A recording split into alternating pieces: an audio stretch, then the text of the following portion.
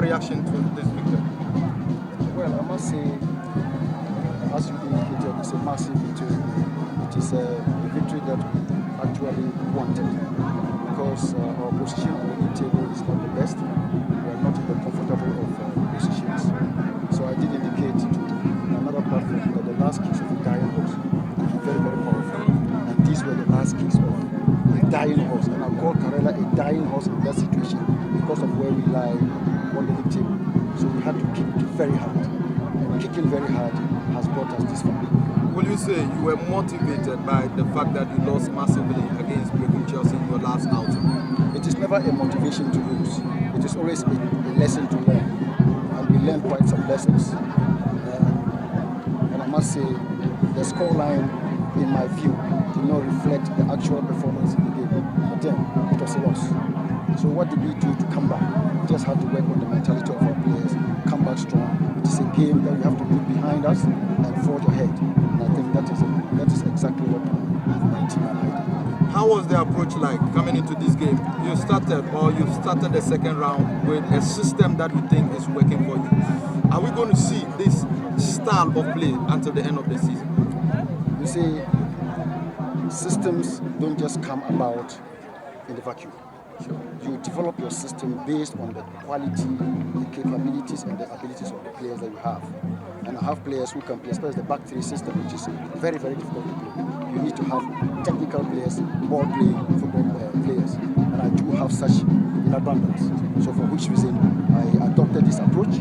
My players are very happy with it. They are very comfortable with it, even though it is very difficult to deal with. We are still building our team. We are still in the building process. And I think that slowly we are grinding forward and we are making the team better and better and better. And I think that the sky can only be the You are going away to Great Olympics in faraway Sugar Kope. How important do you think this win will help you going into that game? The win against Kumasi Asante Kotoko is gone. It belongs to history. Our next opponent is Accra Great Olympics. That is where our focus is. And we'll approach game by game. And I tell you, we shall see what happens in Sugar Kope. Before the game, you had appreciated the fans who came in their numbers in your last game against Lagos City here.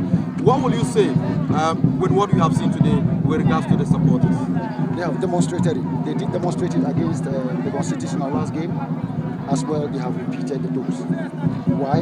This is what the fans want. They want to see good football. They want to see victory. And Karela United has delivered to them good football. They have delivered to them the victory that they desire. And that's all that they want, nothing more. So we always have to keep giving them what they want. And this is it. And when you give this to the fans, they will give you all that you want. And that is what we are doing here and now. Coach, Nalerigu seemed to be a very fruitful place for Karela United. Do you consider keeping this particular place as your home venue going forward to the end of the second round? It is not in my, it doesn't lie within me.